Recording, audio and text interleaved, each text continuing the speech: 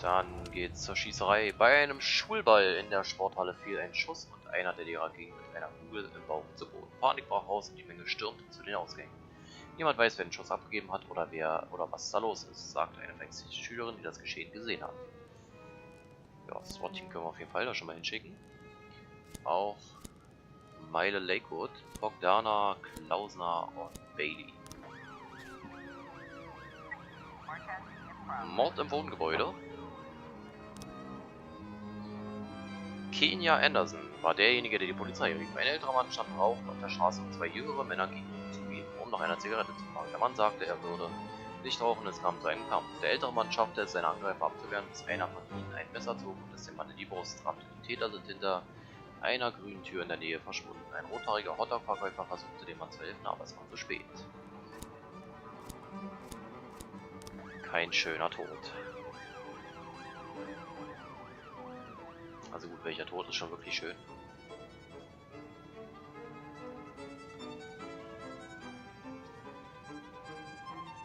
So, hoffentlich kriege ich jetzt nochmal neue Schnappschüsse.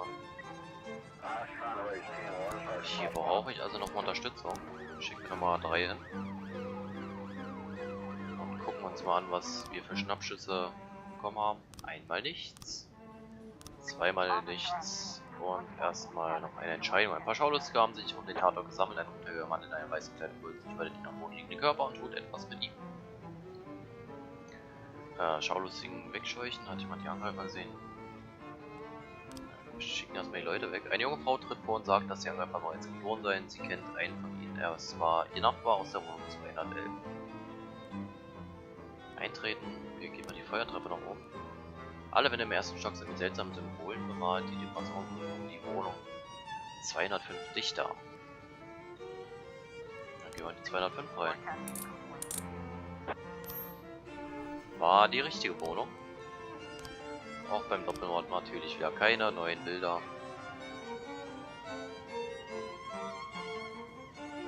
Dafür könnte ich wahrscheinlich dann hier verratenen Ermittler einstellen.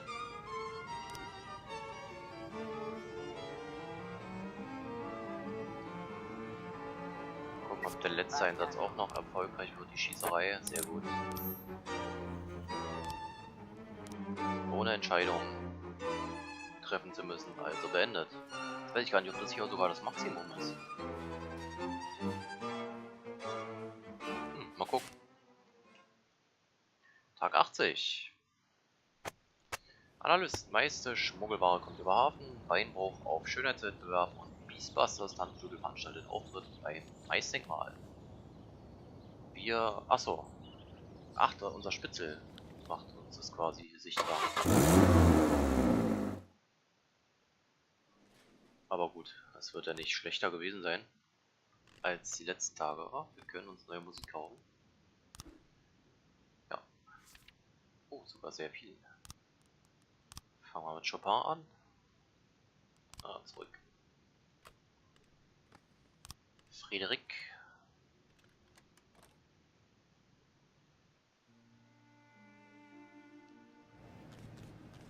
Gucken, ob wir auch nochmal irgendwann zur Psychologin müssen, um unser Psychoprofil zu erweitern. SWAT kann man natürlich nicht mehr verbessern. Wir werden wieder nach neuen Stellen fragen. Die Gehaltserhöhung werde ich wie immer lassen. Obwohl, zum Spaß könnte ich es eigentlich auch mal machen. Selbstmorddrohung, schon wieder an der weiterführenden Schule. Eine Schülerin der Mittelstufe hat sich im Büro des Chemielehrers eingeschlossen und droht laut, sich einen tödlichen Cocktail zu mixen und zu trinken. Die Lehrer zögern, die Tür aufzubrechen und berichten, dass sich die Schülerin auch schon früher als labil gezeigt hat. Eine Mitschülerin sagt aus, ich glaube, jemand hat ihr das Herz gebrochen, aber ich weiß keine genauen Details. Wieder so ein schöner Kotschi-Fall. Zusammen mit Daniel.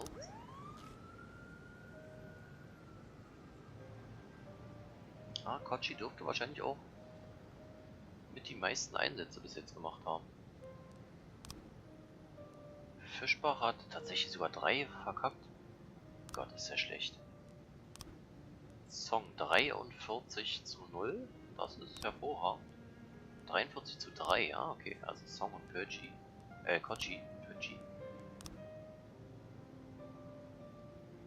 Also momentan mit 43, relativ weit vorne. Die Selbstmorddrohung, okay. beendet. Damit 44:3. Mein Interessen aber, wie fährt denn Stowell?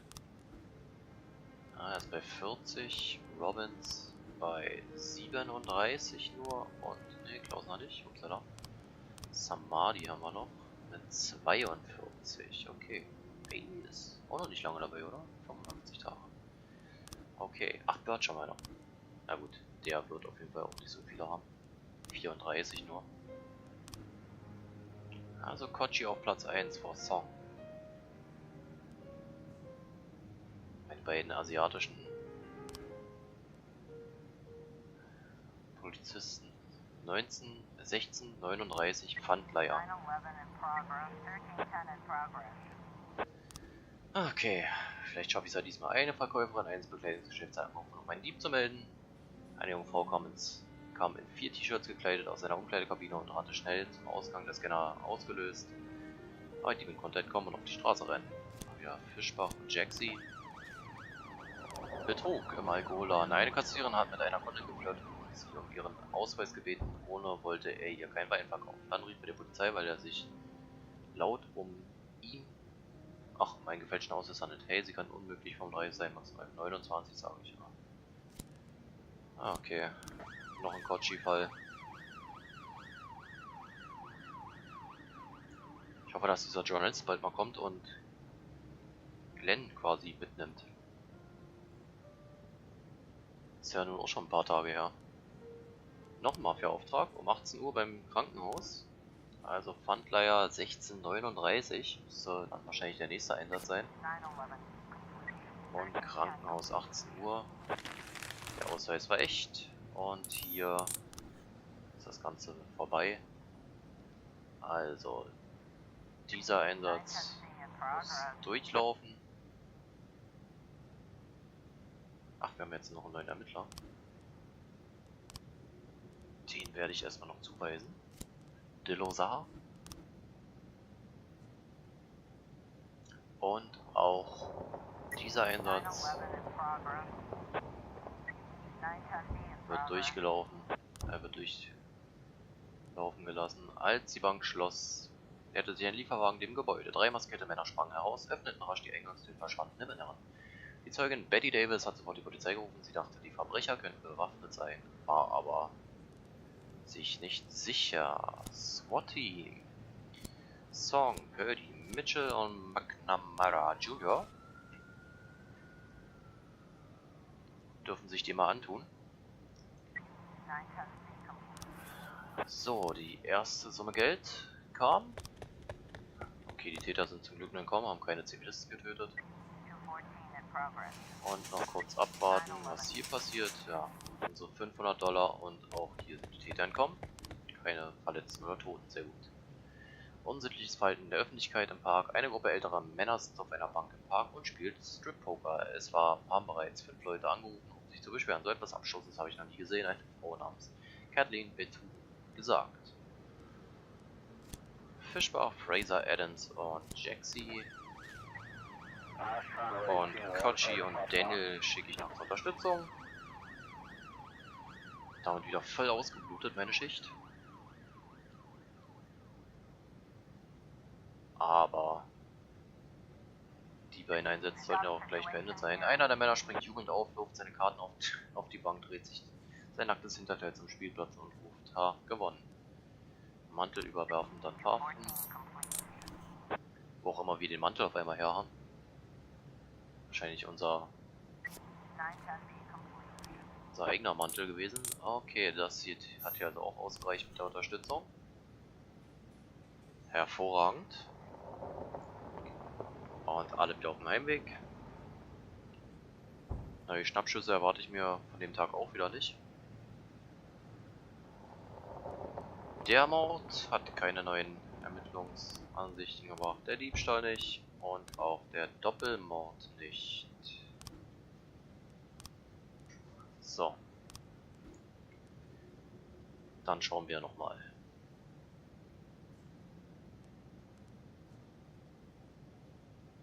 Hat er sich denn auch ein Sixer Bier gekauft? Ja. Ja, Sixer Bier. Mist. Sixer Bier. Was ist das hier? Sixer Bier.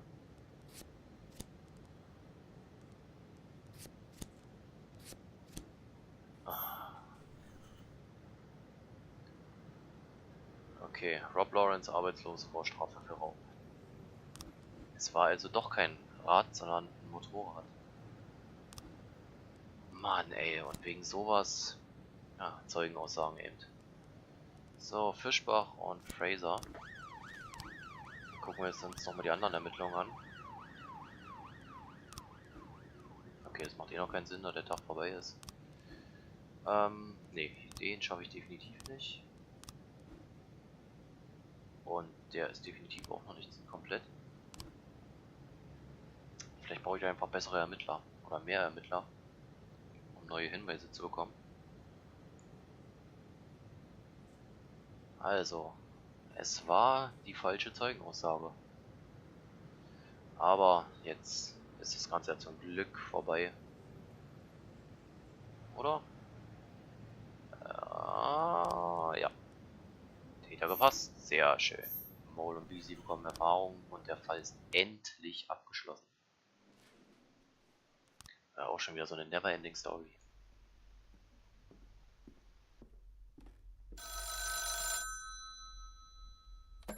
Boyd. I don't have much time, so listen close. We got him, Jack. The dentist is in our custody. Wow. Congratulations, Ethan. Well, to be honest, I'm not sure if it's our guy. But she's definitely the one who committed the murders in Freeburg. And it's a young woman. Wait a second, did you... A very large, very strong woman. What? Yeah, gotcha. Yeah, I'm sorry, Jack, I gotta go. We've got a briefing. But, something's not right, Jack. Someone's leading us around by the nose. We'll talk later, okay?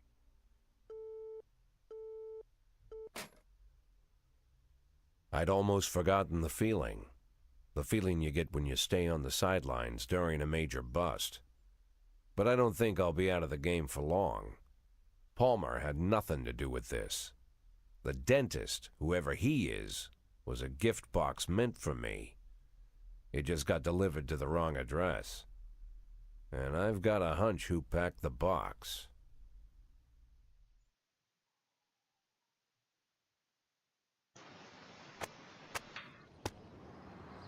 Das wird wohl der Bürgermeister gewesen sein. Aber vielleicht werden wir das ja morgen dann erfahren. Nach diesem Tag. Unfall bei illegalem Autorennen in Stadtzentrum. Dressed in Blood. Film wegen extremer Gewalt nicht in lokalen Kinos. Lehrer steht für Rassentrennung ein, Bier, und Dekan.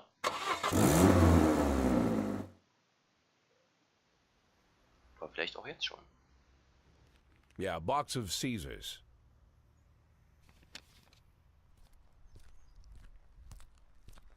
With that outfit, I could see you coming a mile away, Mr. Boyd. Ah, Mr. Chaffee. Knowing your love of theatrics, I was afraid you'd keep the mystery surrounding the dentist going for at least another day or two. What could you mean, Mr. Boyd? Well, it's true. Robespierre does have a passion for mystery and the dramatic. But there's no need to confuse the actor with his character. For you, I'll play the hurried businessman who likes to cut to the chase. That's not quite me either, but though this mask I wear is quite a burden, I have long grown used to it. Besides, I don't want to distract you from your 180-day quest, not for a second longer than necessary. My, is half your time already up?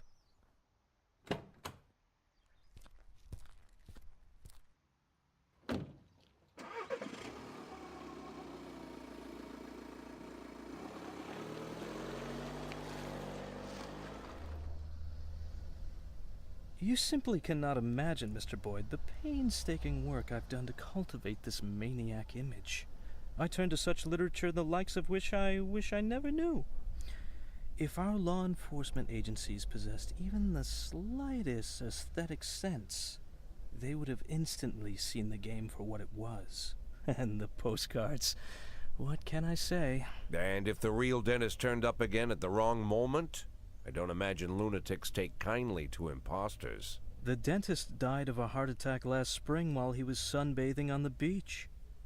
I discovered this quite by accident, from a university friend, a therapist. It was he who convinced the dentist to stop killing, by the way. Why the murders? Obviously they'd all been raped by Rogers. It would have been much easier to just get them to talk. Mr. Boyd, The last thing I want is to appear a brutish butcher. I spent enough time on these women to know they were no use to me alive.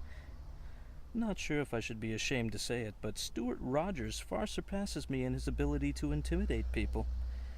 Apparently, such things only come with experience. But murder? For that I truly do feel ashamed. It's a burden I shall have to bear for the rest of my days. But sadly, it's not my greatest shame. What could be more shameful?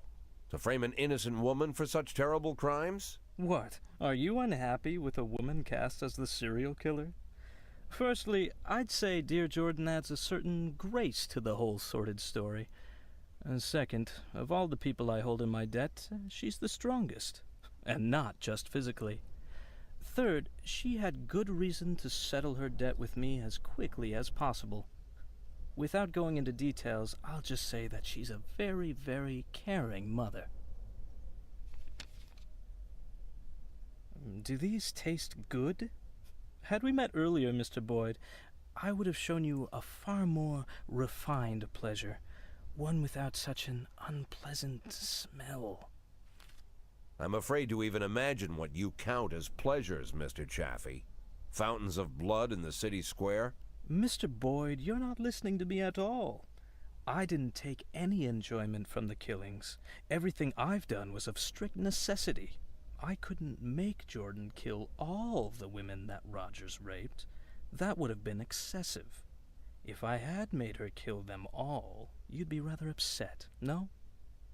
I can't say I fully understand your plan, Mr. Chaffee, but you've given me more than enough reasons to arrest you. Yes, but allow me to counter them with one good reason not to.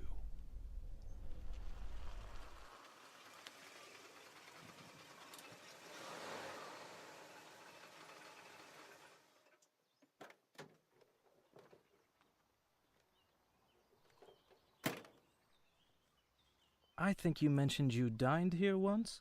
Yes, not the best restaurant in town. And maybe you're just not familiar with the full range of our services.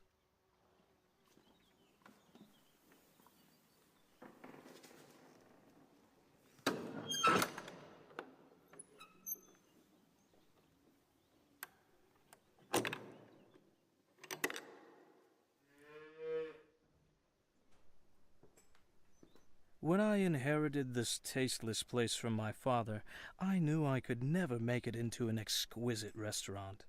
Instead, I accentuated the atrocity of it all, an aesthetic of a different kind. Now I even live here. To me, this complex is like a microcosm of Freiburg. But we're not here to talk about that. At school, I read a French novel whose name doesn't need mentioning, and I read many amazing things. It seems that in Paris, just before the Revolution, certain places were quite popular. People of wealth and taste visited from the city, shed their luxurious coats, peeled off their white gloves, and with the help of the local farmer, they brutally stabbed a hole in a bull and decorated themselves with the splattering blood as they prepared a large piece of meat for the fire. In the bull's suffering, these effeminate aristocrats found a perverse sort of pleasure. Now I make these pleasures available to the people of Freiburg. I will be honest with you. People who pursue such cruelty truly are crazy. But what is interesting? The best steaks are cut from the tender meat of young bulls. 11 months is just right, beautiful, healthy, full of strength. But these wealthy degenerates who pay $7,000, so our experts will show them where to plunge the blade for maximum effect. Even they don't have the spirit to slaughter the young bull. The thought never enters their minds. They look into the eyes of the healthy animal, bursting with energy, and they quickly shuffle past. As if by instinct, they are drawn to the old, weary, fading bulls. And then, with terrible smiles on their faces, they chew through tough steaks that taste of burning rubber. They feel that they're doing something real with their own hands, a sort of natural selection, as if they're agents in the natural process. But nature also teaches us that the old beast, unable to fend off any threat, might yet survive if it cowers in a dark corner and pretends it doesn't exist. Then, perhaps, the young predator will pass.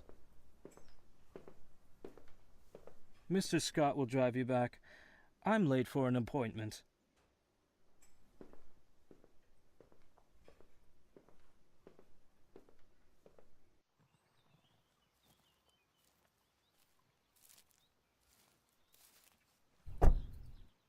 Mr. Boyd, you won't believe it, but the person I just got off the phone with was talking about you.